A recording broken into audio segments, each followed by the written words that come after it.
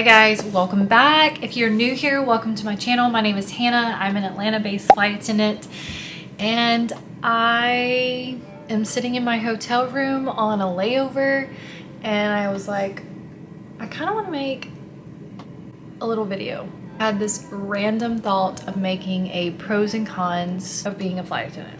I actually thought about it on the plane and I was like, well, I have some downtime when I get to my hotel today because we got in early and I'm currently making a week in my life for you guys. So it's kind of hard overlapping these two videos, trying to film both of them. I don't know how people do it, but I was like, I'm gonna try it. So we'll see. So hopefully I'll have one up for you guys in the next couple of days and then the other one will be for the following week. It's probably the most ahead of schedule I'll ever be if I can actually get them out. I remember watching a few of these videos when I was going through the process of becoming a flight attendant and just kind of learning about the job.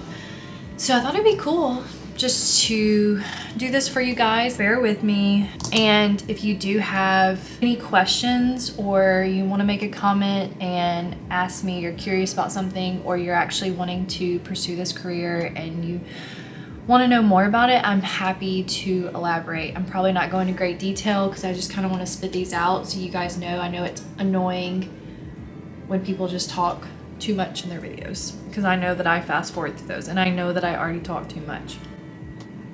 So if there's anything specific that you're like, ooh, please talk more about that, let me know and we can definitely have a conversation, and I might make a part 2 or talk about other things because I definitely know there's more pros and cons that I have that I could talk to you guys about, but these are just a random few that I wrote down. And these are also just my opinion. I don't want anyone coming for me and being like, no, that I don't agree with that. So please don't. These are just my opinions from flying for the past 2 years, what I think are some pros and some cons to the job. So let's get into it. Wish I could say this video was sponsored by Celsius. It is not, but I do love my Celsius. Let's start with the obvious pro.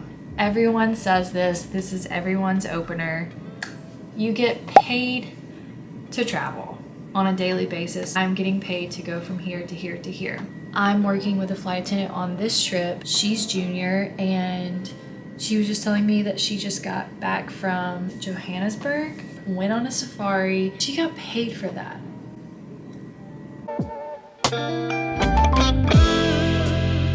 The non-routine lifestyle of a flight attendant. This can be very difficult. It is already a job that is so hard on your body. You are working multiple flights a day usually. It's true when flight attendants say you must be a palm tree with this job. There is zero consistency. So if you're a routine kind of person, it's not the job for you. The next pro on our list is the flexible lifestyle. Now that I have this job, I honestly couldn't imagine doing anything else unless I worked for myself. My favorite thing about this job is being able to move things around if I want to, swapping certain trips that I want, picking the times that I'm going to sign in or work or when I'm going to be finished for the day. If I want to stack all my trips up for the next 2 weeks and then have the next 2 weeks off, it can be hard to do that because you really have to work on your schedule, but with this job, it is doable. That is a rarity with most jobs. I tell people all the time, if you go from this job to a desk job, because I came from a desk job to this job, you're not gonna be able to do it unless you were just meant for that job. But having that flexibility and deciding how much time you wanna take off or when you wanna report for work and when you wanna be done, and then going from like, okay, you're working a 9 to 5 Monday through Friday. I love that you leave this job at work, if that makes sense. Most people that do work a routine type job, a lot of times you bring that work home with you. And with this job, it's like you can, if you let things get to you, you can bring it home with you, but leave that at the aircraft door. When you walk off that plane, wipe your hands clean, you are done. Those trips are over. You will probably never see that crew again. You will probably never see those passengers again, and you are done. You take a deep breath, you decompress, and you go home and you enjoy your time at home. I always joke and tell my fiance, it's like I live in two different worlds. Like when I'm at home, my job basically does not exist. I know that sounds so weird. It's hard to explain. It's just like I'm at home. I'm in my own little bubble. And then because I usually work 3-day trips, so I'm gone for 3 days straight. When I'm at the airport, I'm in my airport bubble. Of course, I call home and like check in, but can't stress about what's going on at home or what things I can't control there. I'm like at the airport, I'm focused on the passengers. And when I go to the hotel, I usually take that time as like me time, decompress, watch my TV shows, and that's it. And explore if I want to. Going into my next con, which I kind of feel like it stems from the first con. We talked about the non-routine lifestyle. This job can be really hard on your body. Very hard. You are pushing 200-pound carts. You're actually pulling and pushing 200-pound carts. You may or may not have to open aircraft doors. That's normally the gate agent's job, but if there is the case of an emergency, we do know how to open every single door because we were trained to do that. Little side note about that. One of the weeks into training is when we started working on aircraft doors. It may have been like the first week because we were just getting familiar with the doors and we weren't doing drills or anything. They were just like letting us look at them, touch them, and practice them. Practice opening and closing. I pulled something in my back. I actually think I mentioned it in one of my training videos. Working multiple flights a day, you're around so many people and you're in a dirty airport and then you go to these hotel rooms and you're in different climates, you're in different time zones, so your body's exhausted, probably has full of germs. Like there are so many factors to it just being hard on your body, and you really have to put the time in to care for yourself when you are at home. If you're not taking care of yourself, what good are you gonna be to your passengers? I remember when I first started working, like I was getting sick every other week, whether it was a head cold. I did get COVID. When you do get sick, you only get so many sick days. You know, vitamins and drinking. I always bring emergencies with me. I try, when I do feel something coming on, I try to drink one daily. Germex, washing your hands, if you need to wear a mask, just be cautious of those things. And then when you go home, don't overextend yourself and really like take the time to decompress. I'm sure you guys have seen in my previous videos or Instagram or TikToks, like I take baths all the time.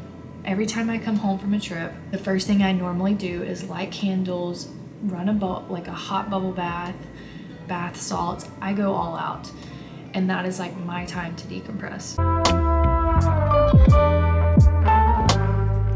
This job can really push you to get out of your comfort zone. I am an introvert and an extrovert. It can be lonely. Basically make the decision, am I gonna sit in my hotel room, be sad and lonely, or am I gonna get out of my room and go find a cool restaurant to sit at, get me a margarita, or ask your random crew member if they wanna go do something. I'm not one to like go and do a lot of things alone. Like if I'm gonna be alone, I'm gonna be in my room. Going on walks by myself and going on bike rides by myself has been a big new thing for me. Normally I don't go to a new place and ride bicycles by myself.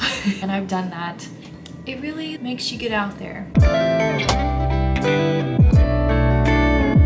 I feel like I probably speak for a lot of people when I say there's no place like home, or a place that you make your home. Like sleeping in your own bed and just being in the comfort of your space. A negative aspect of this job is you can be like being away from home for so many days, and it's hard being away from your people or your spouse. There are times when I am sad. The benefits of this job that you can fly for free anywhere in the world is probably one of the tip-top pros you could ever ask for at a job. Because yes, going back to, I said, oh, the obvious pro is like you get paid to travel, but that's work. The benefits of this job is that you fly for free anywhere in the world. The only catch is that you do fly standby, which means that you're not guaranteed a seat. It is nerve-wracking having to wait and see if you're gonna get a seat, basically just hanging out in the airport wondering what's gonna happen. But so many of mine and DB's adventures have been from random flights that we've taken. We will just go to the airport, see what seats are open. We have gone to Costa Rica, St. Lucia, Rome. We've also been upgraded to first class on these trips. That is incredible. You just have to be a palm tree and just go with the wind. Anyone knows, along with traveling comes spending money. So even though I am at work, I'm still traveling and it can be hard to meal prep. This is one of the bigger cons, I would say, for me. I try to be better, but I feel like a bad habit I have is me constantly thinking that I deserve a coffee every time I walk through the airport, or me thinking that I deserve a $20-something meal every time I'm on a layover. Most of the time it's not me thinking that I deserve that, it's that that's how much it costs to get something DoorDash if you're not close to anything, and you know, coffees are like $8. I feel like because I've had such a hard day and I'm away from home and I'm feeling a little sad, I think I deserve that. And that can be dangerous. Yes, you can spend a lot of money with this job. So unless you're just great at meal prepping, but it can be difficult because you go to some layovers and you don't have a refrigerator to put your food in, and that can be upsetting. The longer you stick this job out, the better it gets. Whether it's your schedule or your pay, this job only gets better with time. It's not like you're sitting around waiting like, am I gonna get promoted? Am I gonna get a raise? No, you are guaranteed these things. You can Google the pay scale of a flight attendant. I know different airlines have different pay scales. We are paid hourly. Every year it goes up. You decide how much money you wanna make. You decide how much you're gonna fly to make that money. You do eventually cap out, I believe, 12 years of flying. I want to say right now it's at like $72 or $75 an hour. I could be blowing smoke, but I think it's in the 70 range because obviously your girl is not there. Going back to your schedules, your schedule only gets better and you can be picky and choosy about your trips and how many days you want to work and things like that. As a junior flight attendant, you do get the flexibility of working your schedule, but you have to put a lot of effort into it. I did think of a few things that to me could go both ways, pro and con.